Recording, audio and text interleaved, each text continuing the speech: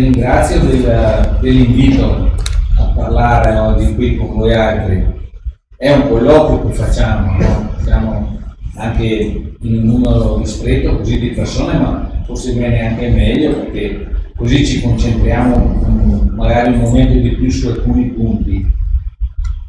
Siccome siamo in un ambiente religioso, delle suore Orsoline, alle quali prima ho confessato di sentirmi molto legato perché le mie prime 5 classi elementari le ho fatte alle suore Orsoline di Verona, quindi ho un amore profondo per questa origine, ecco, e della mia maestra Suor Cornelia non ho nessun problema a dichiararmi perdutamente innamorato perché me la sono tenuta nel cuore anche adesso, perché ha segnato la primissima fase dell'apprendimento di valori che sono rimasti e che spero poi abbiano dato anche risultati buoni nella vita. Dato che siamo in un ambiente che è ispirato religiosamente, io volevo ricordare che ci sono stati dei papi nel passato, in particolare il Papa Ratti, Achille Ratti, che hanno dichiarato, il XI, hanno dichiarato che la politica è, dopo la religione, la più alta forma di carità. E quando noi altri diciamo carità, i cristiani, noi non possiamo intenderla se non in senso cristiano paolino e quindi non certo come una forma di elemosina anche psicologica, non certo come un aiuto di tipo mentale e basta, ma la dobbiamo intendere come una realizzazione concreta, fattiva, per quanto riguarda invece una diversa e migliore conduzione, sistemazione della nostra società. Non la possiamo intendere diversamente, perché dire, come dice Papa Ratti, che tutti i cristiani sono obbligati a impegnarsi politicamente e la politica è la forma più alta di carità, seconda solo alla carità religiosa verso Dio, ecco, noi sentiamo in queste parole qua un impegno che va ben oltre a una forma solidaristica. Ci vogliamo bene, ci vogliamo tutti bene, ci accogliamo, qua dobbiamo fare qualcosa di più e di diverso, anche alla luce di quanto hanno tentato di fare persone ispirate dal cattolicesimo, dalla religione cristiana nel passato. Mi riferisco al recente passato, che è quello del post bellico del 1948, ecco, recente passato dove il partito della Democrazia Cristiana si è affermato con delle percentuali di voto altissime, 48%, e che però non è stato in grado poi alla fine di dare un orientamento cristiano in senso marcato al resto della storia che è seguita. E questo è stato dovuto a una ragione molto particolare che ha un suo riferimento storico e anche di verificabilità. E qual è stato il problema? Il problema è stato che mancava alla Democrazia Cristiana, lo diciamo non in un senso dispregiativo, in un senso di denigrazione, ma è mancato completamente un concetto dello Stato. Se noi leggiamo gli scritti, a cominciare da Bonella, ministro Bonella, mio padre lo conosceva, e altri, ecco, non hanno saputo dare un concetto dello Stato, non hanno definito cosa sia lo Stato e non lo hanno definito per ragioni varie che adesso consideriamo anche un po' toccandole una per una, ma voglio dire, non l'hanno definito e hanno portato la Democrazia Cristiana ad essere un partito di collusione, un partito che ha cercato di fare mediazione tra le forze, le ideologie, cioè la visione della vita della destra e della sinistra, ma che non sono state capaci di incidere nello Stato per la formazione di istituti giuridici che dessero una definizione diversa all'andamento della storia anche della Repubblica Italiana, nella quale ci troviamo tutt'oggi con un esito critico e drammatico per certe situazioni. Se noi altri andiamo a vedere le leggi che sono state fatte, prima di tutto quella di cancellazione della paternità e della maternità da tutti i documenti pubblici, questa nel 1955, guardiamo la legge istitutiva dell'aborto, guardiamo la legge sul divorzio, guardiamo le altre leggi che sono andate a minare i fondamenti essenziali della nostra fede anche religiosa, portano tutti le firme di ministri democristiani dell'epoca, da Tina Anselmi, da Andreotti e di presidenti della Repubblica, tutti democristiani. Quindi c'è da domandarsi come mai, pur avendo avuto il potere politico in mano, avevano il 48% delle preferenze dei voti, non sono stati capaci, con le teste pensanti che avevano, le intelligenze, le università, i soldi e gli istituti che avevano anche finanziari in mano, non sono stati capaci di imprimere alla nostra società un taglio che fosse o perlomeno rispettoso, no, del nostro credo religioso, non solo morale ma anche etico in senso più generale. Ma la realtà vera qual è stata? È stata che non avevano una critica al sistema. Anche oggi, mi spiace dirlo, ma è una verità vera, la critica che fanno certi orientamenti cattolici è una critica presa dal marxismo. A me fa ribrezzo quando sento orientamenti che vengono anche dal centro d'Italia, di ordini monastici forti e particolari, prendono la critica marxista per introdurla e farla utilizzare invece per una visione cristiana delle cose. Questo non è possibile perché il messaggio è assolutamente diverso. Se noi prendiamo una critica marxista si potrebbe fare un'analisi per dire, ma molto semplicemente una parola, che l'essere umano nella critica, nella visione marxista è un numero, è un individuo, è un atomo nella migliore delle ipotesi, non è una persona, non è un centro di relazione. A noi è stato insegnato che la persona è un centro di relazioni, Dio è una persona, noi parliamo con Dio, perché Lui parla con noi. E questo valorizza tutto il significato della nostra esistenza e non potrebbe essere diversamente da così, perché noi abbiamo bisogno di sentire un continuo dialogo, no? Una continua parola che ci faccia sentire non solo parte componente di questa natura della quale siamo dove viviamo, ma che siamo anche una parte che si è assunta la responsabilità didattica di dire come devono essere veramente le cose, e questo fa parte del primo principio che ha dato e ordine che ha dato Cristo ai Suoi Apostoli: andate e insegnate.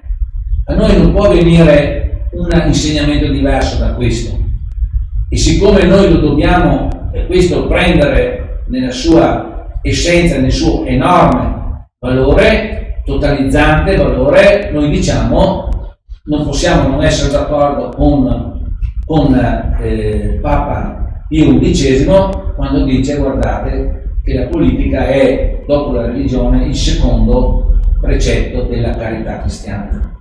Ma lo si capisce, perché la politica, se è intesa così, è insegnamento di quello che si deve essere, e essendo insegnamento, prima di tutto costringe chi insegna a imparare per poi comunicare, no? Allora voi direte: cosa c'entra tutto questo discorso con fare lo Stato Veneto? Beh, c'entra enormemente, perché noi non vogliamo più ripetere l'errore di una democrazia cristiana che ha pensato di fondare la soluzione dei problemi dello Stato sulla fede. La fede è una cosa importantissima, ma appartiene ha un rapporto teologico, ha un rapporto che si fonda esclusivamente sulla misericordia di Dio, ma Dio non ha detto che perché dobbiamo essere misericordiosi dobbiamo rinunciare alla nostra intelligenza.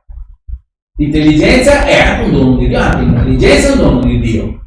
E sotto questo profilo qua noi altri dobbiamo fare scuola con San Tommaso, perché San Tommaso all'ordine domenicale non ha fatto altro che fondarsi sulla intelligenza dell'essere umano, perché quello è un dono che doveva venire come capacità critica di distinzione tra quello che era l'ambiente, e pensiamo che è stato fondato l'ordine domenicani nel 1200 in presenza di una dottrina e di una teoria che voleva distruggere lo Stato, che è la teoria e la dottrina dei catari, degli albigesi, che volevano distruggere lo Stato. Era una teoria di anarchismo totale. Sorge l'ordine domenicano, va bene, in una situazione particolare, si fonda e fonda le università che insegnano che con la razionalità si devono superare le eresie. Cosa sono le eresie? Le eresie sono delle unilateralità, sono delle verità a metà o a un quarto, oppure sono monofocali. Fanno vedere un aspetto della vita, della realtà, anche teologica, per un lato, ma non comprendono l'integralità, no, di tutta la sua verità. Allora noi altri, con il discorso di fare lo statuetto, torno a dire, cosa centriamo ancora? Centriamo perché? Perché la nostra critica, per portarla sul piano politico, è una critica che riguarda la tipologia dello Stato. Cioè noi diciamo, in presenza di un certo tipo di Stato, abbiamo dei risultati e delle condizioni di vita che non sono uguali a quelle che possiamo avere con un altro tipo di Stato.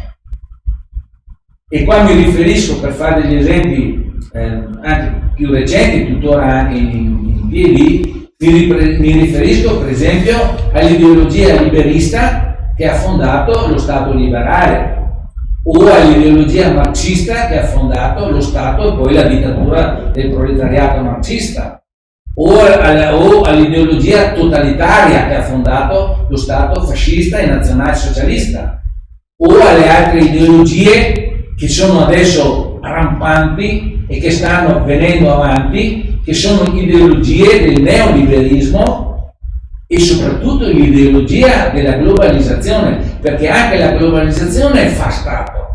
E come lo fa? Lo fa dando, come per le altre ideologie, dando un'interpretazione della vita sua, partendo dall'ideologia liberale, che è quella prima che ha scatenato poi le successive reazioni e formazioni diverse dello Stato. Dobbiamo riassumerla in questo, che l'ideologia liberale, nonostante la parola faccia capire qualcosa di diverso, è una ideologia di individualismo totale, è un'ideologia che interpreta la vita dell'essere umano come un qualche cosa di antitetico addirittura allo Stato, perché lo Stato che avesse la pretesa di regolare la vita delle persone è il nemico dell'individuo, perché lo costringe a certe regole, mentre secondo quella teoria lì liberista, liberale, l'individuo non deve avere regole. Il teorico di questa ideologia qua è Gian Giacomo Rousseau, svizzero, di Ginevra. Tra parentesi, il Gian Giacomo Rousseau, che rivendica la libertà di tutti, esponeva i propri figli, li metteva al mondo con le varie donne e poi li metteva sugli scalini delle chiese. Non si li manteneva mica lui, perché voleva essere libero. La libertà arriva a questo punto nella pratica e anche nella teoria di Gian Giacomo Rousseau, al punto tale che uno è libero anche di morire di fame, perché è libero, uno deve essere libero di fare quello che non deve avere limiti. La mia libertà finisce dove comincia la tua libertà. Alla fine di tutti i discorsi, lo Stato cosa diventa per Gian Giacomo Rousseau? Diventa un contratto sociale, quello che si chiama contratto sociale, cioè ci mettiamo d'accordo per non urtarci vicendevolmente di convivere in una situazione in cui lo Stato ha un'unica funzione, che è quella di polizia. Cioè lo Stato deve guardare che le persone non si uccidano una con l'altra, non si facciano del male, non si ostacolino, ma altre funzioni lo Stato non ha e non deve avere. Questo discorso qua lo trovate ancora oggi in certe costituzioni, come per esempio la Costituzione di Ginevra, del Cantone di Ginevra, dove è dichiarato proprio che lo Stato è contratto sociale. È rimasto là, vicinissimi alla Francia, Ginevra, patria di Jean-Jacques Rousseau, loro hanno mantenuto questa linea anche politica. Altri cantoni no, ma loro sì. Il problema del liberalismo cos'è stato? È stato che ha portato a delle reazioni in campo sociale, reazioni enormi, e sono state dovute soprattutto a causa di due elementi. Il primo era che la rappresentanza politica in seno al Parlamento era effettuata attraverso il sistema dei partiti, di cui dopo parliamo. Il sistema dei partiti nasce nel 1890, però come conseguenza dello Statuto Albertino, Carlo Alberto del 1847, che recepisce i principi della Rivoluzione francese, libertà, uguaglianza e fraternità, però come una donazione del re. La Costituzione è un documento che stabilisce i limiti dei poteri del re, non è una enunciazione di principi come la intendiamo o dovremmo intenderla oggi, ma è un elenco di limiti che si pone il re.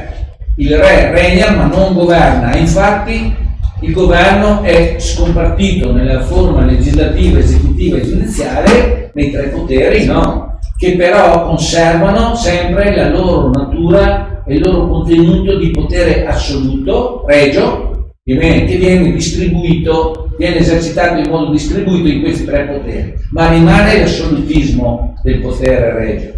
È un qualche cosa che è non solo assoluto, ma è anche centralizzato. E questo criterio della centralizzazione e dell'assolutismo noi lo vediamo trascinarsi fino al 1922, con l'avvento del fascismo, dove lo Statuto Albertino in Italia viene sostituito dalla ideologia e dall'ordinamento fascista fino al 1946. Nel 1946 praticamente lo Statuto Albertino è continuato anche sotto il fascismo con delle modifiche, ma è continuato nel suo contenuto essenziale. Quando nel 1946 finisce la monarchia, subentra la Repubblica Italiana, nel 1948 c'è la Costituzione che manterrà però dei criteri che sono ancora quelli dello Statuto Albertino, dell'assolutismo, della centralizzazione, solo che ci saranno dei caratteri diversi, in quanto pur mantenendo questi due elementi della centralizzazione e dell'assolutismo, li vediamo assegnati non più al solo partito fascista, ma li vediamo distribuiti nelle segreterie dei partiti che sono tuttora al comando del governo. Non è cambiato nulla. Il concetto dell'assolutismo, della centralizzazione del potere è rimasto come concetto, però ripartito nelle varie segreterie dei partiti che prendono i voti dagli elettori. Questo quindi è una tipologia, un concetto di Stato che tutto sommato cambia in modo solo apparente, perché nella realtà il rapporto tra il cittadino e lo Stato rimane quello che era nel 1848, rimane quello là, anzi rimane quello che è stato tramandato ancora dalla Rivoluzione francese, con i principi dei diritti dell'uomo della Rivoluzione francese. Guardate bene che i diritti dell'uomo enucleati dalla Rivoluzione francese sono diritti, ma non si parla di doveri. Ci sono solo diritti, andate a vedere, è una cosa incredibile. Si parla solo di diritti, non si parla di doveri. Il senso del dovere, cioè l'aspetto morale della vicenda, morale non vuol dire solo buono o cattivo, ma vuol dire capacità di giudizio, perché il senso morale, la legge morale è quella del giudizio, che ci dice se una cosa è buona o cattiva, ma non è equivalente di buono o cattivo. Quello lì è stato tolto, perché sono diritti, ma si capiva. La rivoluzione francese usciva da una situazione nella quale il potere era talmente centralizzato nel re che diceva lo Stato sono io, che non poteva non dare una reazione così prepotente, così forte, da tagliare 3500 teste che rappresentavano la centralità del potere, no, per dopo però far cosa? Tenere lo stesso criterio della centralizzazione e dell'assolutismo del potere. Guardate che assolutismo vuol dire inconoscibilità. Quando si parla di potere assoluto si intende potere inconoscibile, cioè noi da qua che siamo destinatari di questo potere non potremo mai sapere in base a quali ragioni effettive quel potere lì è stato esercitato. E questa inconoscibilità, questo assolutismo è rimasto in tutte le strutture fin da allora, 1798. La Costituzione italiana riporta i criteri fondamentali che sono ancora quelli del 1798 della Rivoluzione francese: assolutismo, centralismo. Cosa avviene dopo, a un certo punto? Avviene che ci sono delle modifiche per cui lo Statuto Albertino, come vi dicevo, il re regna ma non governa, assegna i tre poteri che erano concentrati nel re, li assegna a tre organi: legislativo, esecutivo e giudiziario, per cui ci sarà un Parlamento che fa le leggi, ci sarà un'amministrazione che le esegue e ci saranno dei giudici che giudicano sui rapporti. Ma il potere di cui sono titolari rimane sempre quello regio, perché è il re che fa le leggi. Infatti ancora adesso, guardate bene, chi è che promulga le leggi in Italia? Il Presidente della Repubblica. Questo è un retaggio, è uno strascico di una situazione ben più complessa, ben più pregnante, però in realtà è rimasto. E quando dicevano anche poco tempo fa, guardate che abbiamo un Presidente che è come il re Giorgio famoso, e non dicevano male. Era in realtà così, perché alla fine la promulgazione era comunque sempre subordinata a un'intesa con l'organo che emanava le leggi. In altri termini, questa storia della centralizzazione dell'assolutismo del potere in quanto tale non è mutata, non è cambiata, è rimasta quella. Voi direte, ma in fondo non è che cosa interessa che il potere sia gestito in una maniera, sia gestito in un'altra. Interessa in maniera essenziale, perché quando noi altri intendiamo il potere che viene dall'alto, che ha una natura dinastica, che ha conservato la sua natura dinastica e che viene gestito in maniera per noi inconoscibile e assoluta, nel senso che non lo possiamo sapere, e soprattutto centralizzata, noi altri siamo virtualmente trattati sempre e solo come dei sudditi. Noi non siamo cittadini, nella realtà siamo dei sudditi. Chi sono i sudditi? Sono coloro che non devono conoscere le loro libertà, non devono saper leggere e scrivere la politica, non devono poter criticare, non devono poter portare anche il loro contributo, devono solo obbedire. In particolare per i veneti devono lavorare, pagare le tasse e obbedire. Comandi signor sì. Questo è il destino che è toccato a noi altri e che ci tocca anche adesso. No? Andiamo un po' a ragionare le cose come stanno. Fa una grande differenza poter interloquire col potere che viene esercitato su di noi e con le ragioni per le quali viene esercitato su di noi, o non poterlo fare. Perché prima di tutto bisogna pensare che questa forma di rapporto ci tratta e ci rende sostanzialmente delle persone irresponsabili, perché c'è chi decide al posto nostro alla fine. Noi non possiamo partecipare a quei provvedimenti, a quelle leggi, a quelle realtà che regolano la nostra vita. Noi siamo trattati come degli irresponsabili. L'unica cosa che ci chiedono in un unico momento del rapporto tra il cittadino e lo Stato è una cosa falsa. È una parvenza di realtà che si chiama voto. e cioè che si chiama consenso. Ma quale consenso quando viene questo consenso gestito e regolarizzato da sistemi che per noi sono comunque rimangono inconoscibili e soprattutto che ci vengono propinati da una realtà che è una realtà assolutista. Voi direte, ma com'è che si è verificato questo? Nella pratica si è verificato così.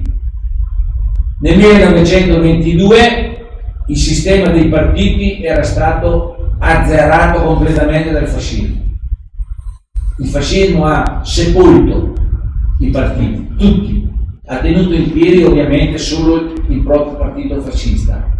Il partito fascista che nella propria segreteria detiene il potere dello Stato. Anche oggi, se andate a vedere a Roma da qualche parte, in qualche palazzo del potere, e dite dov'è la stanza dove si tiene il potere dello Stato? Nessuno sa dirvelo, perché il potere dello Stato non è nello Stato. Lo Stato italiano è una scatola vuota, perché il potere dello Stato è nelle segreterie dei singoli partiti.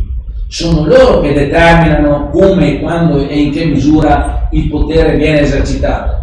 Ed è così vero questo discorso qua, che a un certo momento si era arrivati nella storia della Repubblica Italiana che un deputato, un parlamentare che si chiama Cencelli, avesse fatto un organigramma di suddivisione del potere fin nei minimi dettagli, nella proporzione anche centellinata per ciascun partito politico che era stato eletto, e che poi applicasse questa proporzione proprio con un calcolo matematico fino all'ultima delle amministrazioni della Repubblica Italiana. Quindi non solo in campo politico dove si fanno le leggi, ma anche in campo amministrativo dove si esercita il potere amministrativo. Cosa vuol dire questo? Che non era un potere ripartito solo in proporzione a chi dovesse decidere le leggi dello Stato come il Parlamento, cioè Senato e Camera, ma il potere lo si doveva intendere anche attribuito nella stessa proporzione anche nelle sedi amministrative, cioè gli amministratori, quelli che gestiscono i comuni, tutti gli enti pubblici, gli ospedali, tutto quello che volete che si chiama amministrazione, dovevano partecipare a questa amministrazione in proporzione alla stessa proporzione con cui i partiti politici avevano e hanno, perché funziona anche oggi questa regola qua, e hanno avuto i voti. Quindi siamo a una spartizione del potere in senso economico. È così vero questo discorso qua, che si è perfezionato anche oggi in una condizione tale per cui se voi entrate in qualsiasi momento in una sala di un congresso di un partito, voi avete la sensazione precisa di entrare in una sala di un consiglio di amministrazione di una società per azioni. Ma non è diverso da così. C'è un listino chiuso di persone che possono essere votate e gli altri no, anche se fanno parte dello stesso partito, ma quelli sono i peones che devono portare l'acqua al mulino del partito. Quelli che vanno eletti di sicuro sono quei 10 lì, 5, 4, 3, perché? Perché quelli lì fanno parte del consiglio di amministrazione del capo, il quale capo è l'amministratore delegato. E non è a caso questo, perché?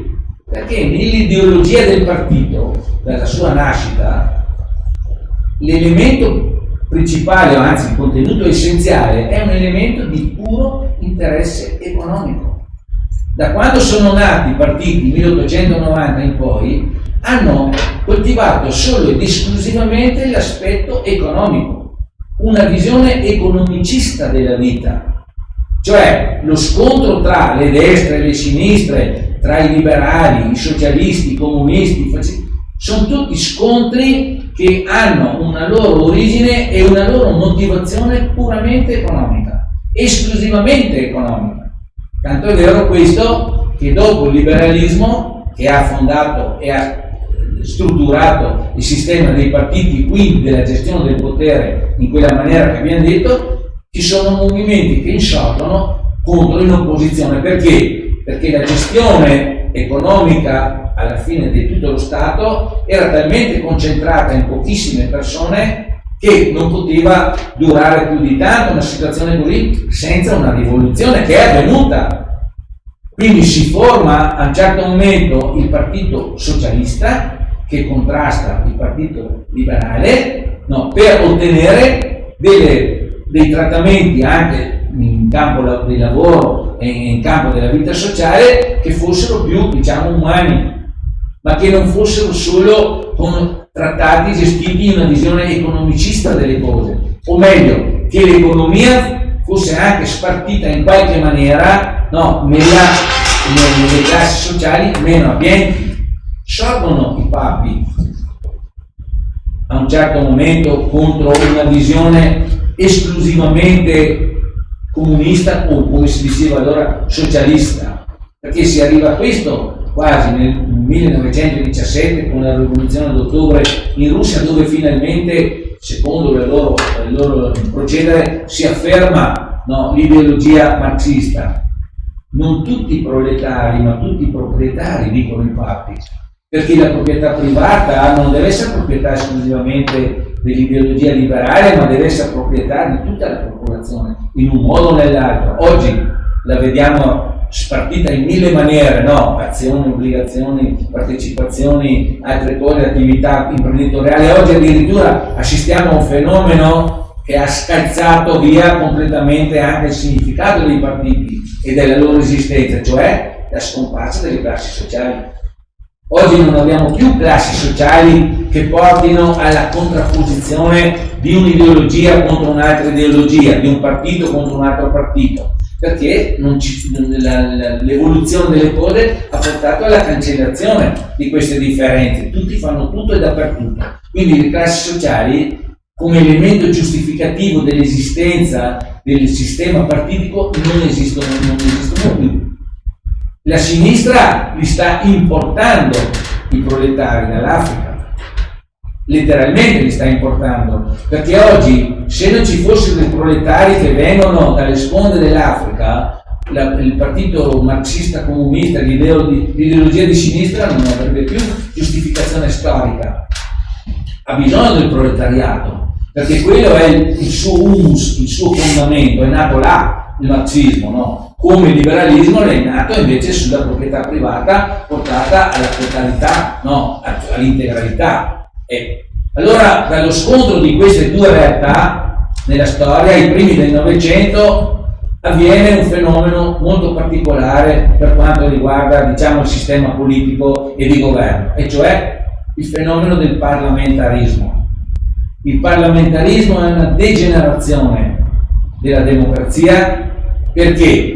Perché l'accesso a tutte le possibilità di governo di tutti quanti i partiti, che non erano solo quindi liberali o i socialisti, ma anche altri partiti, cosa comportava? Comportava una situazione di instabilità. Ogni 6 mesi, ogni 3 mesi il governo cadeva. Perché? Perché erano tutti governi di collusione.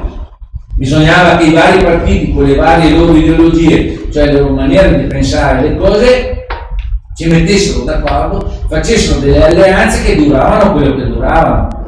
E guardate che oggi non è molto diverso da allora, anche se ci sono degli elementi di variazione, però la situazione non è diversa da quella di allora. E in quel momento cosa succede? Finita la guerra del 15-18, crisi grandissima per i debiti, per le problematiche anche di natura epidemica. Pensiamo alla febbre spagnola, sono morti i miei 5 zii per la febbre spagnola, e mi raccontavano i miei genitori, e tutta la grande confusione e la situazione anche di grave carenza economica, proprio la gente non aveva più da mangiare a causa della guerra, specialmente in Veneto, perché la guerra più o meno era stata fatta qui. Cosa succede? Nasce il partito fascista. Il partito fascista cos'è? È sostanzialmente la presa di potere di un gruppo di persone che aveva le idee chiare. Da condividere oppure no, questo è un giudizio che dà la storia. Noi guardiamo i fatti come sono verificati, aveva le idee molto chiare, non tanto sul contenuto ideologico dell'interpretazione della vita che verrà dato dopo, perché tutto il discorso della romanità, le origini romane, le legioni, tutta la storia che sono venute tutte dopo quelle lì. Però all'inizio cos'era che contava? Contava il fatto che ci fosse qualcuno che avesse un'idea chiara di quello che stava succedendo e che bisognasse condurre le cose con un'autorità invece che essere senza, perché il parlamentarismo aveva tolto ogni autorevolezza al governo e allo Stato. Tanto è vero questo che il sistema di partiti di allora si è rifugiato sul monte Aventino, ha lasciato lo spazio al fascismo, il fascismo ha preso il potere, no? E l'ha gestito in una forma differente da quella che era quella precedente, ovviamente, no? Cioè non abbiamo più possibilità di elezioni, abbiamo una Camera che è quella delle corporazioni, cioè l'insieme di tutti i rappresentanti del lavoro, dei vari tipi, la composizione delle controversie non c'è più sulla piazza con gli scioperi, ma avviene attraverso un sistema giudiziario che si chiama giudice del lavoro e per quello che riguarda poi il governo e il potere di governo, quello viene dato a un consiglio del fascismo superiore e comunque gestito dal segretario del partito fascista che si chiama Mussolini. Il potere ce l'hanno loro e lo gestiscono con la forza e la determinazione di tutti quanti, di cui tutti abbiamo sentito parlare e più o meno sappiamo. Allora, la realtà cos'è ancora una volta? Che è finita questa epoca qua, con il 23 luglio del 1943 e poi è caduta del fascismo, che cosa si sognano di fare alla fine della guerra, alla fine del fascismo? Vanno ad aprire le tombe. Come aprire? Sì, sono andati a riesumare i morti, sono andati a riesumare i partiti, sono andati a riesumare i cadaveri dei partiti, li hanno tirati fuori dalle tombe, hanno riproposto il partito liberale, il partito marxista, i repubblicani e via così. Quelli cioè gli stessi che avevano consentito la nascita del fascismo, le stesse idee che avevano portato, nonostante fossero esaurite, avevano portato al fascismo. Non è una cosa diversa dalla realtà storica, questa è storia. Hanno tirato fuori quei cadaveri lì, erano finiti tutti da 20 anni, sepolti, li hanno ritirati fuori. E li hanno ritirati fuori continuando l'errore antico, e cioè potere centralista assolutista. E da cosa si vede questo? Lo si vede dal fatto che la Costituzione che è stata fatta nel 1948 è una Costituzione di cui agli italiani non è stato chiesto nessun beneplacito. Non c'è stato nessun referendum che abbia chiesto agli italiani: questa è la Costituzione, la volete o no? La volete così o la volete in un'altra maniera? No. Sono stati eletti i famosi padri fondatori, che erano poi espressione di ciascun singolo partito, hanno formulato la Costituzione loro e poi l'hanno imposta agli italiani, l'hanno messa in testa agli italiani. Nessuno ha potuto dire niente, non è stato possibile fare nessuna osservazione sulla Costituzione che è stata fatta, con una caratteristica fondamentale: questa Costituzione non ha un solo principio al quale riferirsi. Voi direte: ma come, si dicono, ci sono tanti articoli nella Costituzione che si riferiscono a questo o quell'altro. È vero questo, però cosa sono quegli articoli lì? Se li andate a leggere bene fino in fondo, con una critica scevra, libera, no? Da pregiudizi, voi vedrete che questi articoli che ci sono nella Costituzione riflettono qua, lì e là che cosa? Le ideologie dei singoli partiti che hanno contribuito a fare la Costituzione. Ciascuno ha messo il proprio mattoncino, la propria idea dentro i singoli articoli della Costituzione. In altri termini, è come una specie di coperta patchwork, quelle che si fanno con i ritagli delle stoffe che avanzano, no? E hanno fatto una Costituzione, non ha un solo principio di riferimento, ha solo delle regole, delle norme che dicono alcune cose, alcune delle quali poi fra l'altro sono anche senza sanzione. Per esempio, quando si parla di solidarietà, l'articolo 2, vabbè, chi non fa la solidarietà che sanzioni ha? Qua sentite che è un articolo della Democrazia Cristiana, perché qua c'è un richiamo alla moralità, dobbiamo aiutarci, volerci bene, allora mettiamo l'obbligo della solidarietà, ma non ha una sanzione. Perché non ha una sanzione? Perché la moralità non si può imporla alle persone, è un sentimento che uno ha con la propria capacità di giudizio, ma non può essere imposta con una legge, non esiste questo. Ma questo è solo un piccolo esempio, ma ce ne sono anche degli altri, no? Una cosa principale da tenere presente è questa, no?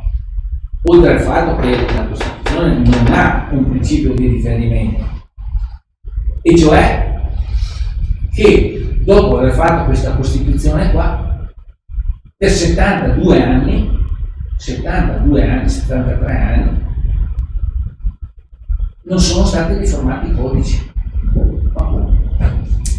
Voi siete consapevoli che oggi il codice penale italiano è ancora quello fascista del 1930?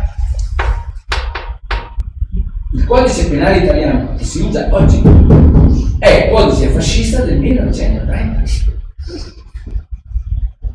Dopo 72 anni di democrazia. Non abbiamo un principio ispiratore nella Costituzione che dica come deve essere trattata la libertà personale, tanto per dirne una. È scritto che nessuno è ritenuto colpevole fin tanto che non c'è una sentenza passata in cosa giudicata che lo definisca colpevole, non è vero?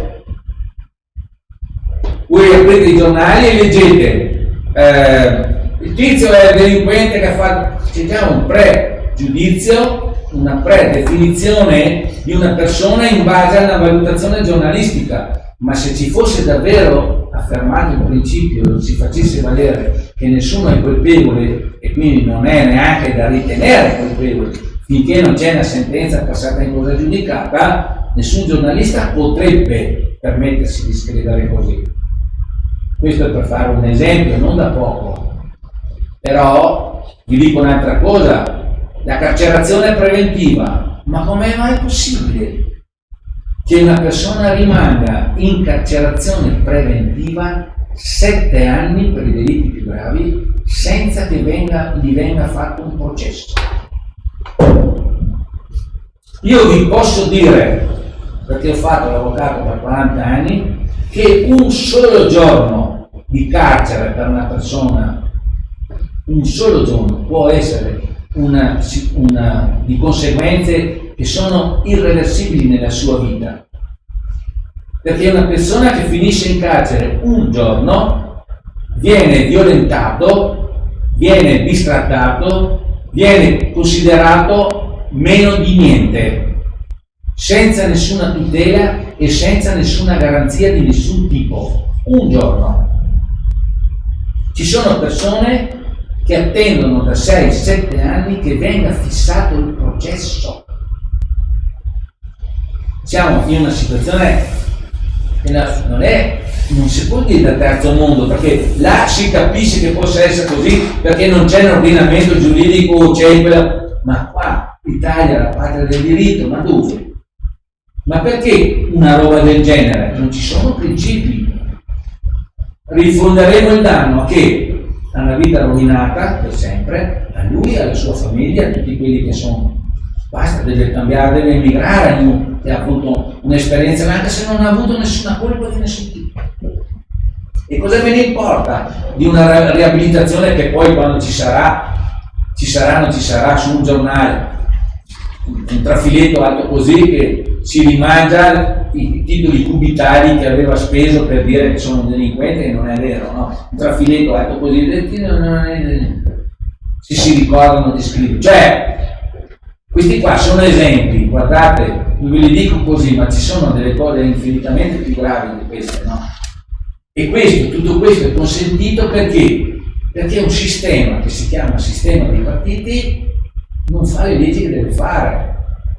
I codici sono il primo monumento di uno Stato, perché i codici sono istituzioni. Le istituzioni sono le regole della vita sociale elevate a dignità di Stato. Allora non possiamo più parlare a proposito dei democristiani di fede, di misericordia, di altre cose. Bisogna agire su un altro piano, no? Che è quello della legge. E la legge la si fa in base a dei principi. Ma ne facciamo più di 2000 all'anno di leggi. Se andate a vedere, si fanno più di 2000 leggi all'anno. Ma come è mai possibile? Si fanno più di 2000 leggi all'anno? Ma certo, perché il sistema dei partiti è colluso con tutte quante le organizzazioni che si rifanno ai partiti.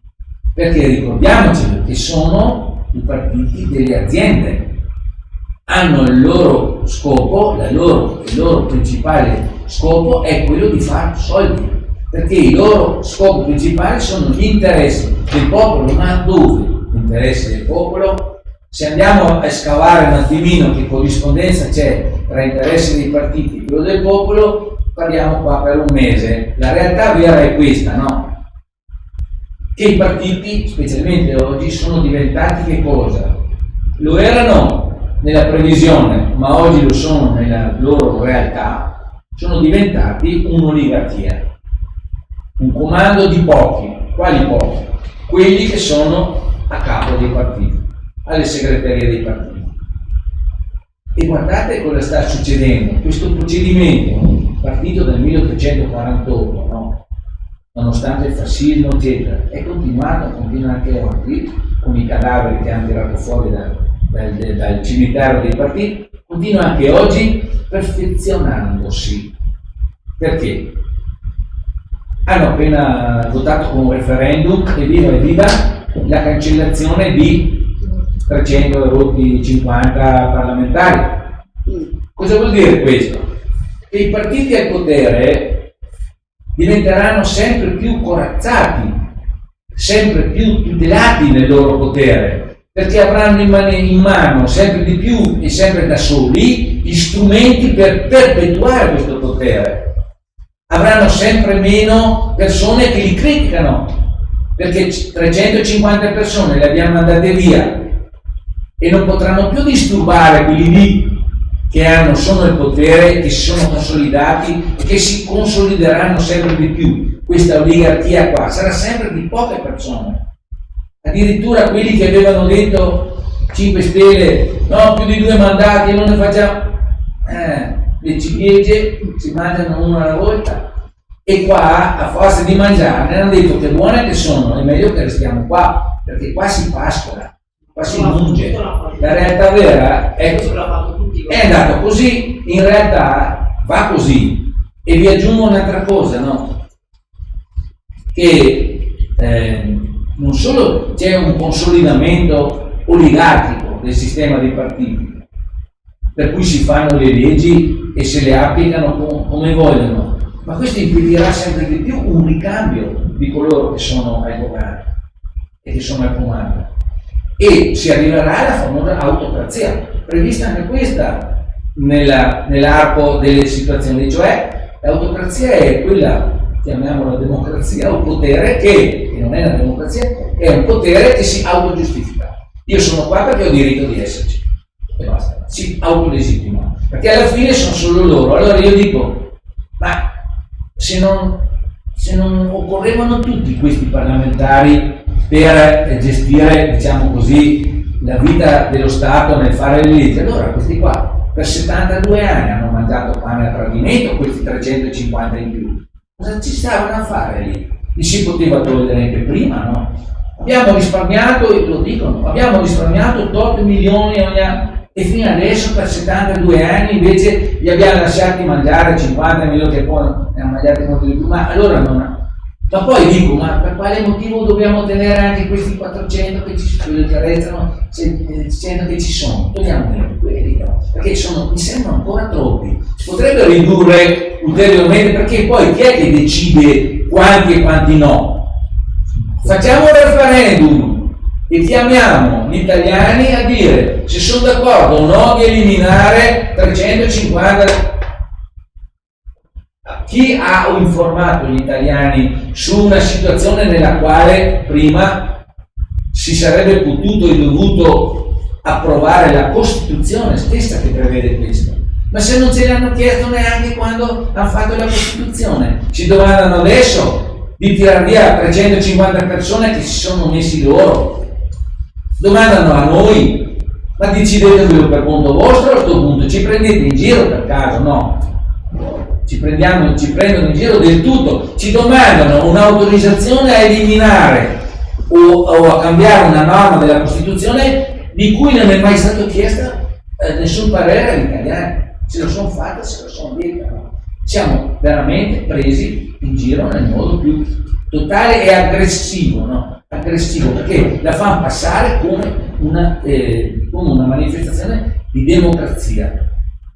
Veniamo a noi altri, no? Più strettamente adesso, cioè che possibilità abbiamo di aggiustare, di sistemare le cose, no?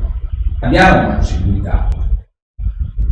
Voglio pensare, presumere che siamo cresciuti, che non siamo più incapaci di intendere, di voler, perché ci hanno trattato così, che siamo capaci di darci un nostro ordinamento, di gestirci la nostra vita, che siamo capaci di autoregolamentarci.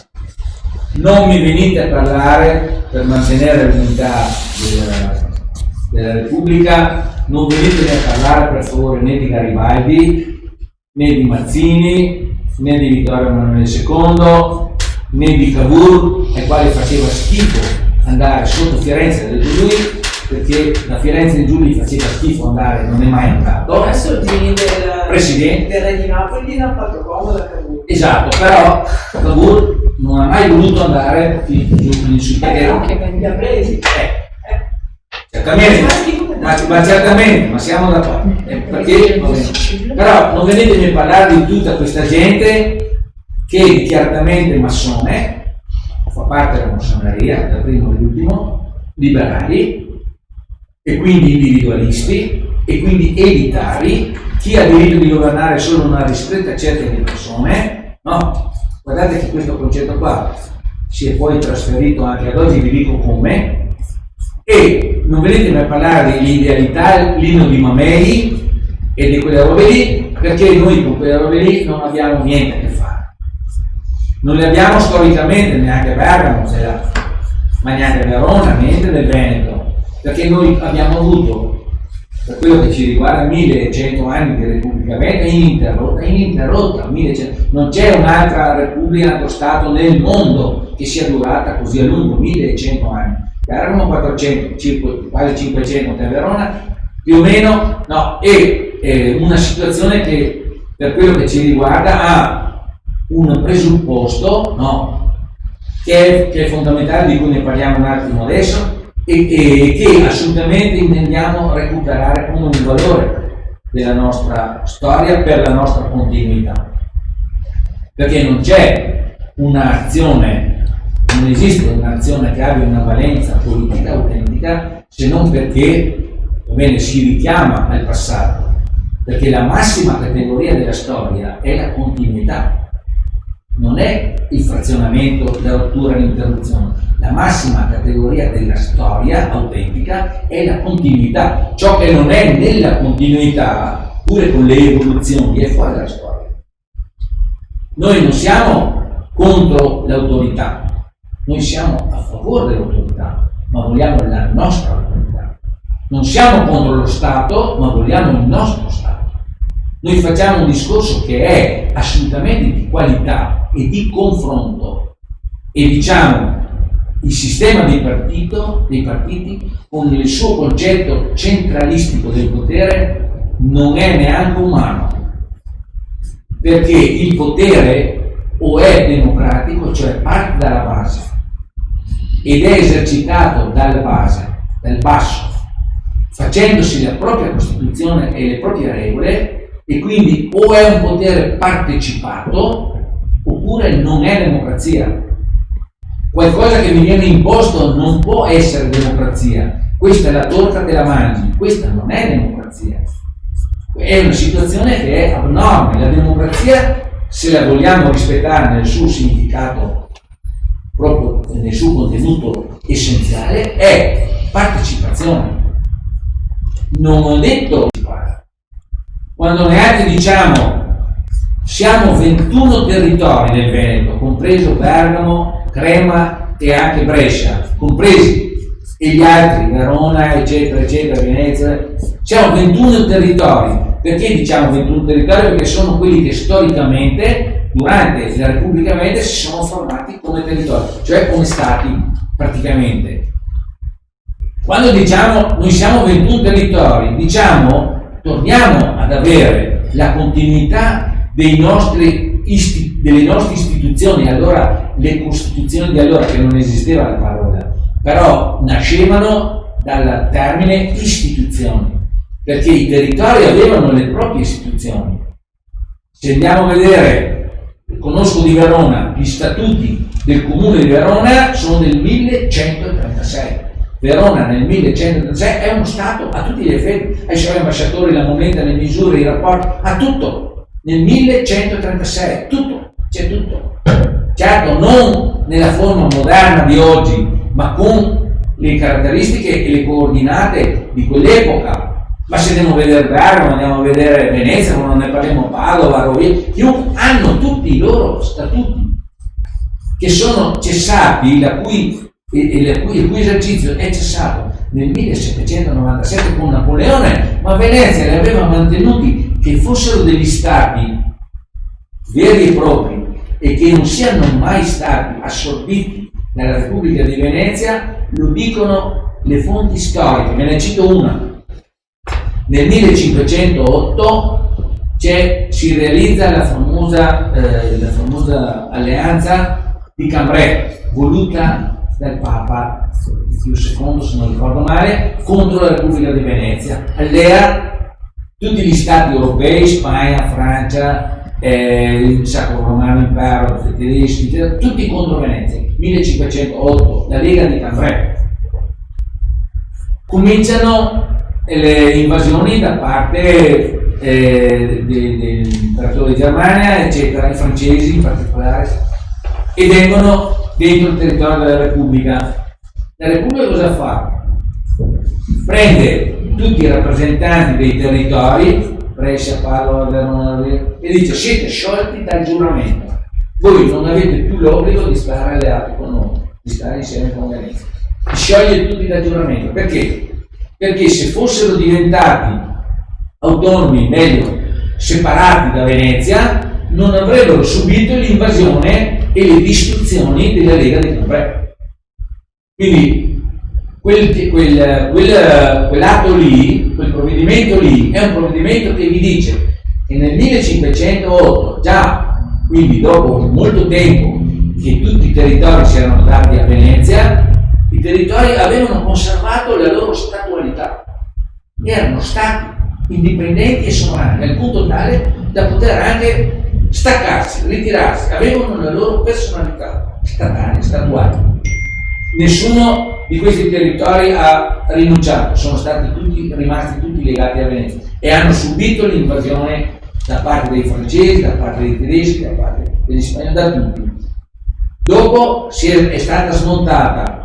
E questo è un capitolo della storia. Nel 1512, 15 è finita, la Lega di Cambrai si è sfatta però per un insieme di situazioni che sono tutt'oggi, lo dico tra parentesi, la apro, la chiudo subito, sono tutt'oggi studiate dalle università di tutto il mondo, nelle facoltà di diplomazia, diplomatica, di scienze delle dottrine politiche, come un capolavoro della diplomazia veneta, perché Venezia ha staccato tutti questi alleati come i frutti delle piante, uno alla volta, e ha praticamente liquefatto la Lega di Cambrai.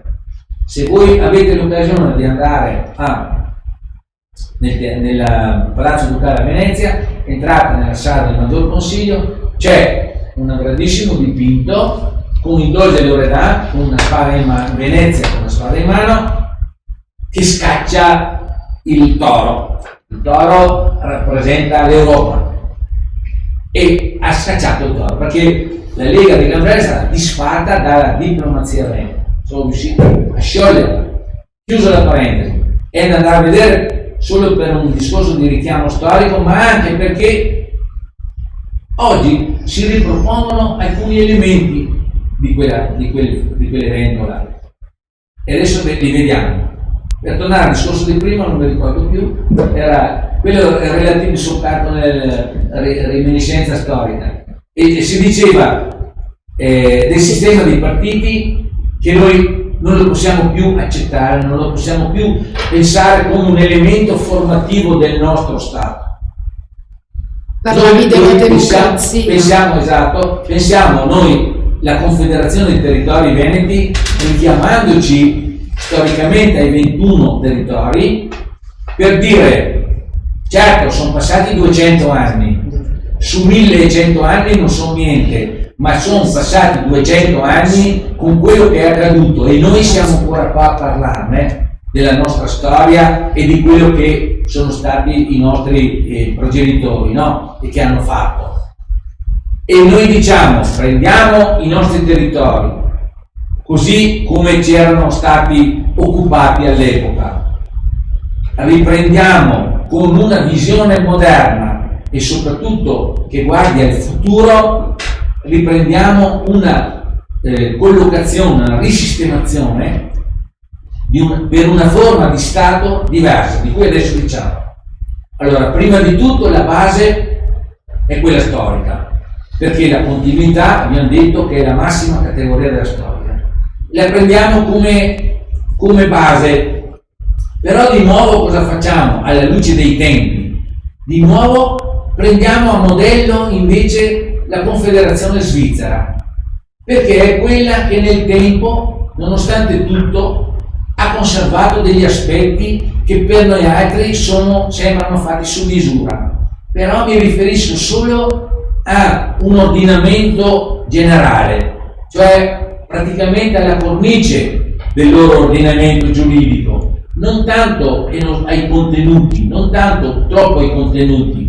Perché?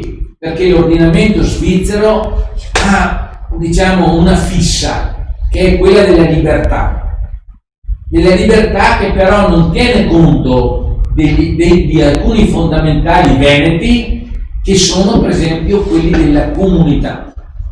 Noi altri abbiamo un senso della comunità che è radicatissimo, è sviluppatissimo in tutte le forme ed è stato mantenuto così nonostante tutte le occupazioni che si sono succedute. Vi faccio un esempio. Un missionario su 3 nel mondo è veneto. 1 su 3 nel mondo, in tutto il mondo. Ma come mai che nel Veneto c'è il maggior numero delle associazioni di volontariato? Le associazioni di volontariato sorgono laddove c'è una carenza dello Stato. Sono la luce di avvertenza, di allarme per dire qua lo Stato manca, dobbiamo supplire noi. Come nei primi anni dell'Ottocento, Statuto Albertino 1848, il liberalismo, la scuola pubblica non c'è, non esiste a quell'epoca. Chi fa le scuole pubbliche? Le suore, i frati, i preti, perché suppliscono con una iniziativa individuale, mossa ovviamente da ragioni religiose, ma anche umanitarie in sé, suppliscono a una necessità popolare generale di dare istruzione alla popolazione anche come mezzo di sostentamento, perché le scuole professionali nascono dai preti. A Verona abbiamo 14 ordini monastici, 14 fondati a Verona per dare le scuole, per fare le scuole, essendo sordomuti a parte quelli, ma anche le scuole professionali, con Calabria, ne abbiamo 14 solo a Verona. Perché? Perché la sensibilità nostra veneta è tale che ci spinge a una estroversione verso gli altri, a fare per gli altri, a aiutare. Abbiamo la consapevolezza che quando moriamo lo dobbiamo lasciare qua tutto. Non possiamo portarci dietro niente. ce l'abbiamo come criterio di vita questo, oltre che religioso, ma ce l'abbiamo come criterio, abbiamo una consapevolezza della realtà, no? Dell'equilibrio delle cose della vita. E allora cosa facciamo? Ci diamo da fare per gli altri, perché sentiamo questo nel nostro DNA. Poi abbiamo un altro elemento che il sistema dei partiti ha continuato a farci disimparare dove ha potuto, e cioè abbiamo un elemento che ci distingue in una maniera straordinaria, e vi assicuro che anche se noi lo possiamo dare per scontato in un contesto particolare mentale nostro, non lo si trova assolutamente nel sistema dei partiti, e questo elemento si chiama servizio. Noi non possiamo concepire l'autorità se non è collegata con il servizio.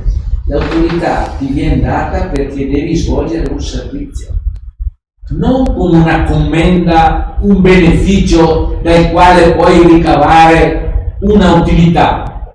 Ho mandato all'amico Rodolfo ieri l'elenco di 120 deputati condannati, un terzo del Parlamento attuale, Parlamento italiano, è un terzo di criminali condannati con sentenze per appropriazioni indebiti, furti, ruberie, corruzioni di tutti i tipi. Parliamo di milioni di euro, e sono in Parlamento queste persone. Sono attualmente ancora in Parlamento e ci stanno perché? Perché finché sono parlamentari le condanne non possono essere eseguite. Ma com'è che non si danno reciprocamente l'autorizzazione a procedere? Perché se io le do per te, tu lo lei per me. Abbiamo una situazione che si chiama collusione.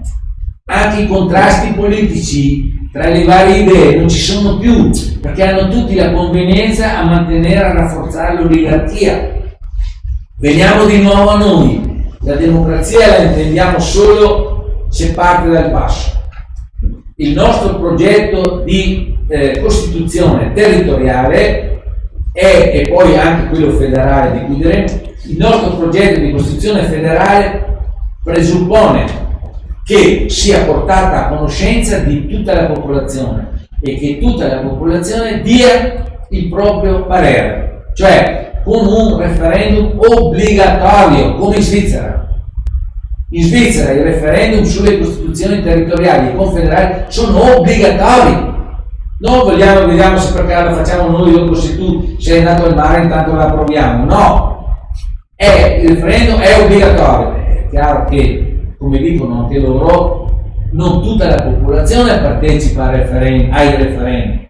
Nei casi più importanti vi partecipa un 60%, nei casi meno importanti ne fanno almeno 4 all'anno, dappertutto arriva il 20-25% a votare. Però cos'è che interessa? Interessa che tutti lo possano fare, non sottrarre questa possibilità.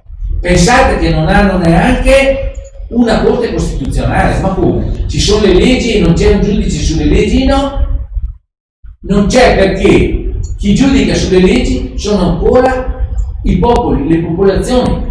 Sono loro che decidono se una legge è giusta o è sbagliata, la popolazione. Nel nostro caso, invece, in Italia, il potere è così centralizzato ed è così assoluto, ed è rimasto tale anche nelle 3 forme, legislativo, esecutivo e giudiziario, per cui vediamo che nel potere legislativo, chi decide, chi è il giudice dei parlamentari se devono essere o non devono essere rimessi a un processo? Gli stessi parlamentari, consentendo o non consentendo la procedura. Chi è il giudice dei giudici? L'abbiamo visto adesso quel famoso caso Palamara, no? Presidente del Consiglio Superiore della Magistratura, Palamara, che distribuiva le cariche di procura delle repubbliche dappertutto a seconda dei vari maneggi interni. Chi è il giudice di quei giudici lì? Sono sempre dei giudici lì. E chi li va a giudicare? Nessuno. Sono loro che si giudicano. Chi è il giudice dell'amministrazione? Sono ancora esponenti dell'amministrazione, si chiama Consiglio di Stato, si chiama Tribunale Amministrativo, giudici dell'amministrazione, si giudicano da sé. Alla fine di tutti i discorsi, È un criterio qua che dobbiamo tagliare via, si chiama centralismo, si chiama assolutismo, perché questo non ci sia. Bisogna che la politica dipenda dalla popolazione. Questa è democrazia, perché la democrazia vuol dire partecipazione. Nel sistema che proponiamo, no, chi viene eletto da chi? Allora, per quello che riguarda i territori comuni, non ci sono partiti. Lo sapete, vero? Non ci sono partiti che determinano in Svizzera chi deve essere eletto e chi no, perché ci sono i partiti, ma sono strumenti di opinione politica, non sono il tramite, come per l'articolo 49 della Costituzione italiana, solo attraverso il quale si può far eleggere qualcuno che poi diventa parlamentare. No, nel sistema svizzero il territorio, va bene, ha il suo potere esecutivo che si chiama governo del territorio, da 5 a 7 persone, e viene eletto nominativamente. Chiunque può proporsi e può proporre, scrive un nome, scrive un nome, e dopo cosa succede? No? Che lo stesso è lo stesso per il Parlamento del territorio, fino a 50 persone. Chi ha più voti vince, e chi ha più voti diventa e viene eletto. Però queste elezioni qua, tenete a mente una cosa, non danno vantaggi economici. C'è un bonus di 100 euro, se non ricordo mai circa, all'ora per le sedute che fanno sia il potere esecutivo che quello legislativo, e solamente per il tempo delle sedute, non come stipendio indennizzo per secolo, no, perché la prestazione di questi servizi è una prestazione di milizia, si chiama, cioè prestazione gratuita. Noi lo vogliamo ripristinare questo, perché nella storia della Repubblica Veneta era così. La gente aveva l'obbligo di partecipare e dare la propria prestazione personale per le funzioni pubbliche. Chi non lo faceva veniva mandato anche in esilio, veniva sanzionato per delle tasse. Ognuno doveva prestare il proprio valore e la propria capacità per il bene collettivo, per il bene giusto. Questo lo possiamo fare nei territori come che vogliamo ripristinare noi. Quindi sono 21 territori, una sola confederazione. La confederazione ha solamente 4 materie di cui occuparsi, che sono la politica estera e la sicurezza, per ovvie ragioni, la dogana e la politica monetaria, la legislazione di competenza e pratica federale, rapporti tra i territori e la federazione, e la difesa. A parte queste 4 materie, i territori sono tutti sovrani, fanno le loro leggi e se le esercitano. Va bene? Quindi noi proponiamo un ribaltamento totale della situazione rispetto a quella che c'è adesso. La democrazia è partecipata, non solo è partecipata, ma chi fosse stato eletto per esercitare una determinata funzione e si comportasse male, in base a questo tipo di legislazione può venire revocato. Può venire revocato anche durante la carica se si comporta male. Non ci sono parlamentari che sono stati condannati che possono rimanere a fare parlamentari. Questo è escluso, perché questo è un insulto anche all'intelligenza, oltre che a tutto il resto, no? E questo è una cosa. Contenuti e poi chiudiamo. Abbiamo, al contrario della Costituzione italiana, noi proponiamo 3 principi fondamentali per la nostra Costituzione. Il primo principio è quello dell'identità. L'identità non vuol dire mi sono veneto, voi altri invece no. Non è in questo senso qua. L'identità nel senso che lo Stato deve garantire la libertà e tutti i diritti individuali delle persone. Li deve garantire perché noi altri siamo in un contesto nel quale rivendichiamo delle premesse anche storiche. Facevo riferimento prima al legame con la propria famiglia, perché non si può pensare di togliere dai documenti pubblici la paternità e la maternità, perché come hanno fatto c'erano 200.000 persone di cui non si sapeva chi fosse il padre e la madre. In quel caso lì lo Stato provvede a dare un cognome se uno non ce l'ha, ma non si può però cancellare a 60 milioni di italiani la paternità e la maternità perché 200.000 nascono senza padre e madre.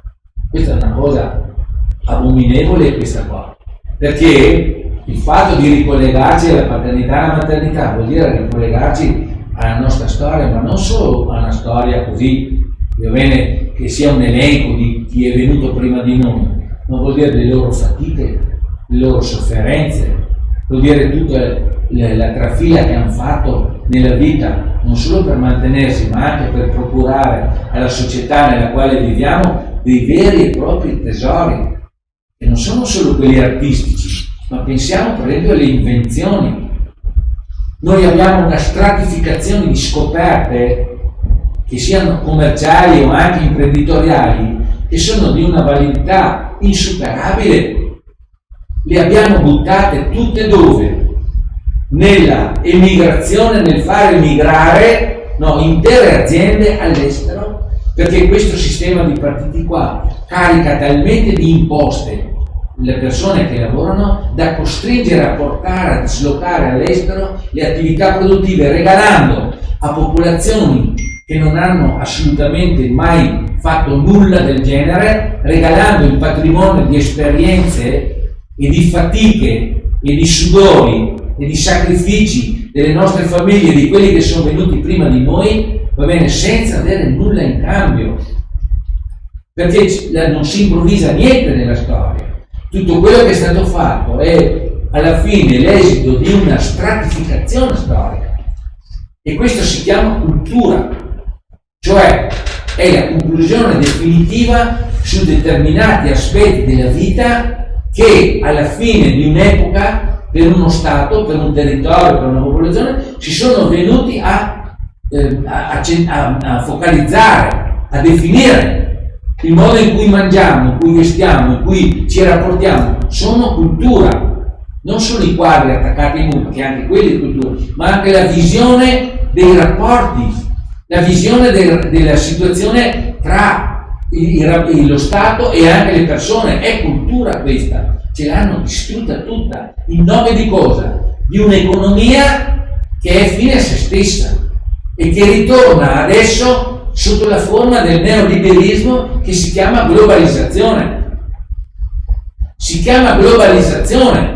Guardate che la globalizzazione, come per l'idea liberale, ha azzerato tutte le regole, perché la globalizzazione non tiene conto né dei movimenti sindacali, né dei governi, né delle leggi dello Stato, non tiene conto di niente, di una sola legge tiene conto, che si chiama legge del mercato.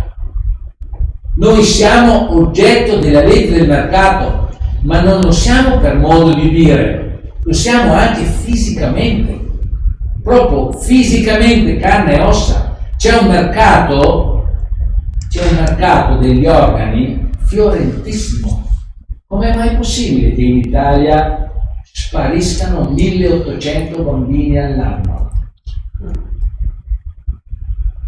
Stiamo parlando di 1800 persone all'anno che spariscono in Italia e non si sa più che fine abbiano fatto. Guardate che ci dobbiamo pensare però, perché queste sono cose di cui il sistema dei partiti si occupa, di cui il sistema dei partiti non ha nessun interesse a occuparsi, perché è colluso con situazioni che sono inesplicabili, incontrollabili. Se noi non facciamo il nostro Stato dove possiamo perlomeno controllare questa situazione qua, noi saremo solo vittime di questa situazione qua. Il sistema dei partiti ha trasportato nei nostri territori veneti centinaia di famiglie che vendono e smerciano la droga. Perché? Sul presupposto che i veneti esercitano un potere di riequilibrio di queste persone qua, cioè un controllo sociale su queste persone qua. Il procuratore generale a Napoli ha dichiarato: noi non abbiamo possibilità di controllare il fenomeno della camorra, della mafia, dell''ndrangheta, non ce l'abbiamo. E li mandano qua, perché la popolazione veneta eserciti un controllo sociale su questa gente. Il sistema dei partiti fa questo, non si occupa del problema, anzi sono tra i collusi di questo. Addirittura ci sono state liste elettorali nel sud, in Campania, di elementi tutti della Camorra. L'hanno dichiarato, non mi credete? Andate a leggere il rapporto semestrale che fa la DIA al ministro degli interni ogni mese in Italia. Andate a leggere, c'è su internet, li conoscono nome e cognome, ci sono anche le piante con i nomi delle famiglie dove sono dappertutto. Hanno dichiarato: noi non riusciamo a controllare e noi dobbiamo essere cosa? La terra di confino tra queste persone, per non far scappare i più pericolosi di loro detenuti. Li mandano nelle nostre carceri qua perché c'è meno contatto, no? Però la realtà vera è questa: identità. Noi dobbiamo avere la possibilità di mantenere il nostro carattere identitario, perché è quello che, nonostante tutto, in tutti questi anni qua, 154 anni, va bene, di occupazione da parte di Savoia, abbiamo nonostante tutto conservato. Secondo punto, antropocentrismo. Quando parliamo di antropocentrismo rivendichiamo il rapporto della persona con lo Stato. Lo Stato deve avere ad oggetto la persona e la sua relazione con gli altri. E questo deve essere curato in che senso? Che noi riteniamo che fare lo Stato della Confederazione vuol dire che tutti i valori della persona umana non devono essere lasciati isolati in modo atomistico, per cui ognuno alla fine si arrangi, ma devono essere collegati, uniti, per ottenere gli scopi che sono quelli della nostra società. Quando noi abbiamo unificato gli sforzi, li abbiamo associati di tutti i valori delle nostre persone, noi abbiamo elevato questi valori a un fatto politico, perché gli abbiamo dato una importanza che è l'importanza che solo uno Stato può dare. Allora non sarà più un discorso puramente antropologico o di studio sociologico. Il fatto che ci siano dei valori che noi continuamente rivendichiamo nelle nostre associazioni di volontariato, nel nostro aiutarci con le persone, nel collaborare per realizzare determinate cose, tutti questi valori qua non sono più considerati o non devono più essere considerati solo da un punto di vista dello studio sociologico, perché quello che conta è il denaro e basta. Noi l'economia la consideriamo come un valore, e come ce la consideriamo come un valore, ma è uno dei valori della persona, non è la persona. La globalizzazione ha un solo concetto: la vita si esaurisce nell'economia, perché quello che conta è la legge del mercato. Noi non lo possiamo accettare questo, non possiamo ridurre la nostra vita alla legge del mercato, non lo possiamo fare, è contro la nostra natura, è una cosa inaccettabile. Però per far valere questo noi dobbiamo avere il nostro Stato, perché non abbiamo il potere altrimenti di farlo, non abbiamo nessun potere. Inutile andare a fare i pullman da Roma a lamentarsi, facciamo solo folklore. Noi vogliamo fare il nostro Stato. Ultimo discorso, ultimo principio: poliarchia. Poliarchia è una parola greca, vero, che dice pluralità di potere, e infatti il nostro concetto di democrazia, fare il nostro Stato, è un concetto poliarchico. Noi diciamo assolutamente no all'assolutismo, gioco di parole, e non vogliamo più sentir parlare di centralismo, di centralizzazione. I poteri devono essere riconosciuti, ritornati, restituiti, come era in antico, ai comuni, i nostri municipi, che sono di origine antichissima. Pensate che in Svizzera i municipi sono quegli enti che danno la cittadinanza. La cittadinanza in Svizzera è data dal municipio, ma nella logica. Se uno viene a vivere nel mio comune, ma almeno informiamoci su chi è. Lo accetto o non lo accetto, altro che confino della camorra dell''ndrangheta. Se è uno che viene dall''ndrangheta, qua non ha la cittadinanza, non ne la do. Perché? Perché mi semina la droga, mi semina la delinquenza, mi rovina centinaia di famiglie, mi distrugge la gioventù, mi elimina in sostanza la mia fede sociale. Qua può succedere di tutto, non hanno sanzioni, non hanno punizioni. Uno uccide un altro, non ha sanzioni. Anche se lo condannano è fuori il giorno dopo. Sono situazioni intollerabili. Oligarchia, potere ai comuni, quello che riguarda le competenze e le materie dei comuni. Seconda fascia di potere, costituzionalmente garantito, non dato per benevolenza, non un'autonomia amministrativa che mi può essere revocata domani mattina, perché il potere sulla concessione o meno di materie da gestire nella regione è revocabile, perché è legato a un flusso di denaro che si chiama tasse, per cui invece che passare da Roma e venire nel Veneto diminuite del 20%, me le prendo subito qua nel Veneto, ma chi se le prende? L'oligarchia del sistema dei partiti che è al comando nella regione. Niente sta roba qua. Il potere deve essere gestito e dichiarato e esercitato costituzionalmente. Ogni territorio ha una sua quota politica di potere che è intoccabile dalla Confederazione, è intoccabile.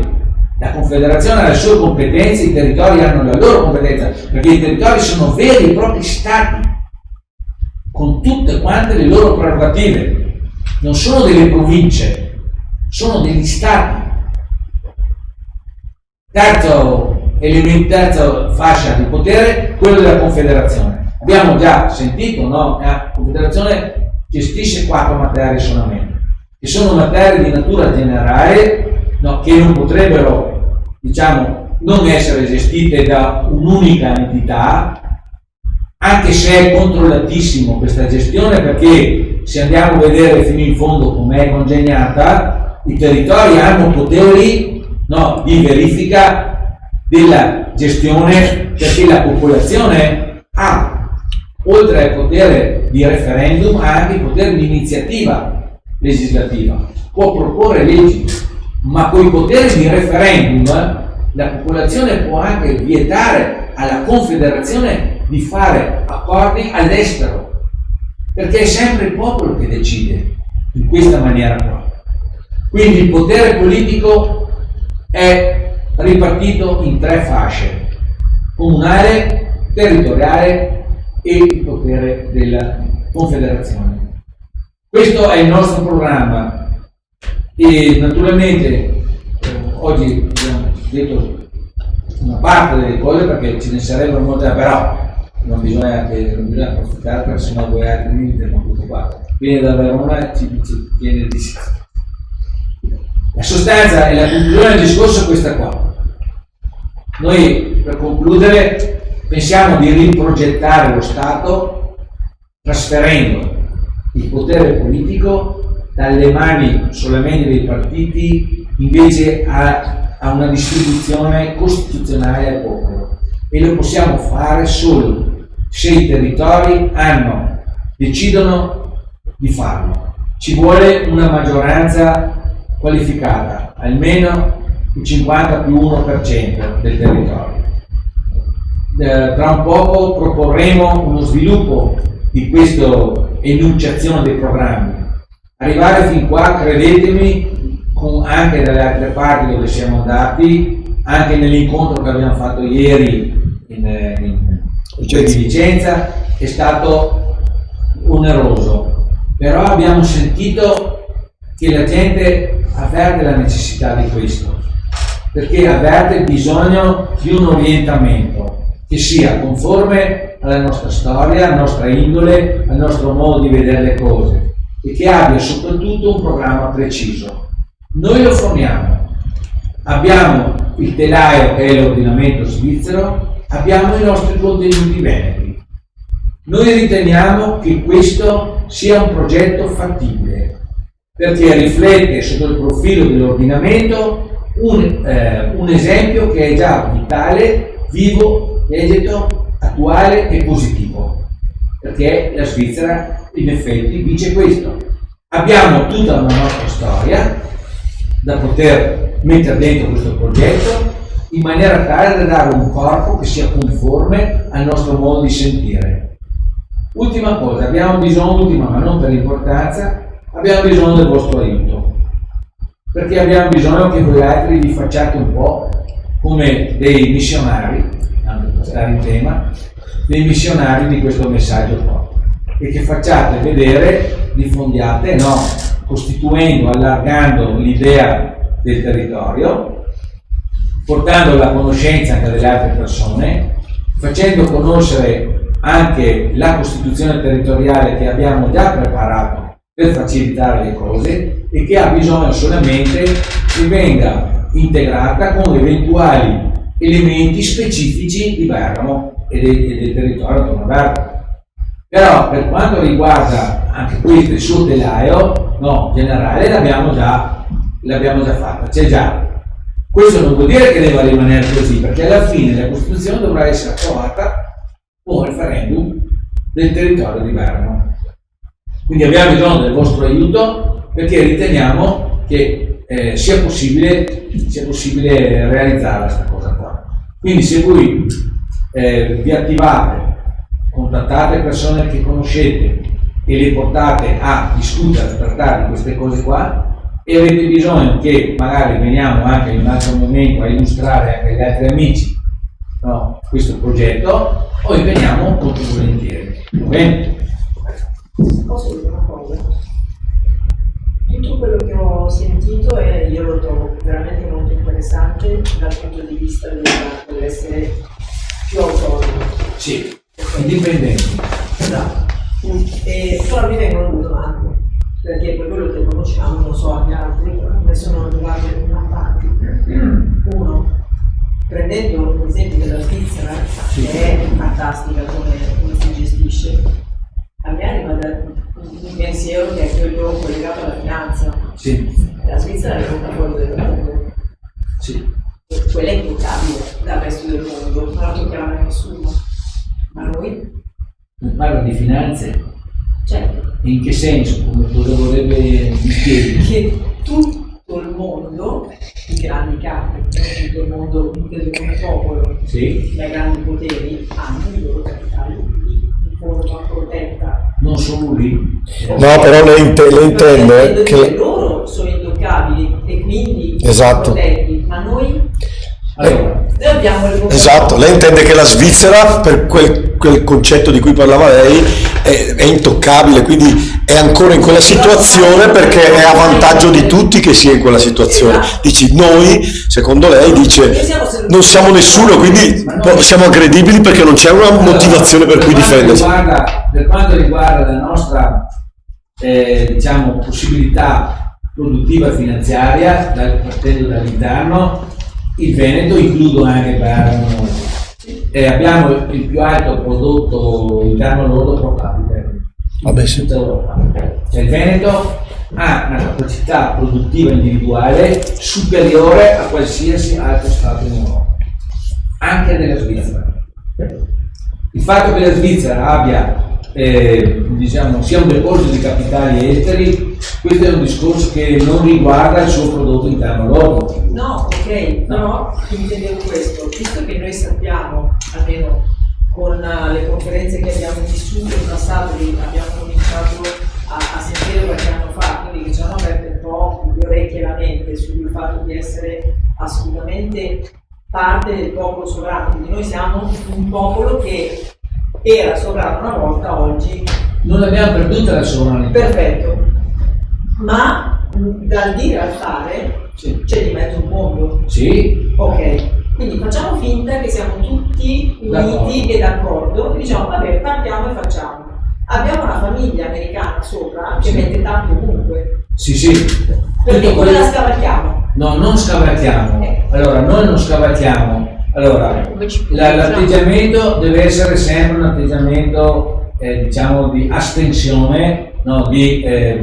Come la Svizzera, è un atteggiamento di astensione dal prendere parte a un blocco o un altro blocco economico. Non abbiamo nessun interesse a farlo. Perché? No, ok, ma noi siamo a livello di... Siamo stati venduti con l'Italia all'America. Sì. Mai Sì. le papali. Abbiamo le basi americane. Quindi, Ma noi non ci mettiamo contro l'America. No, anche perché ci fanno così e ci No, a noi non ci interessa questo tipo, diciamo, di reazione No, anti-americana. ma neanche a me, io voglio stare nella pace, nell'armonia e nelle leggi. Sì, esatto. Usiamo le leggi, ma come ce la caviamo? Ce la caviamo. Cioè, in proprio questa nel maniera. pratico. Sì. Una volta che noi abbiamo la nostra maggioranza qualificata per ogni territorio, la nostra indipendenza deriva in modo automatico per il fatto che la nostra autorità non verrà più ritenuta quella italiana, ma viene ritenuta quella nostra.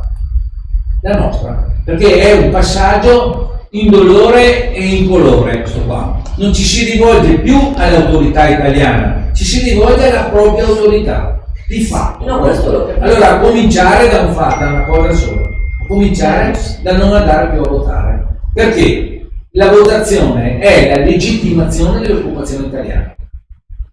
Dobbiamo cominciare a non andare più a votare.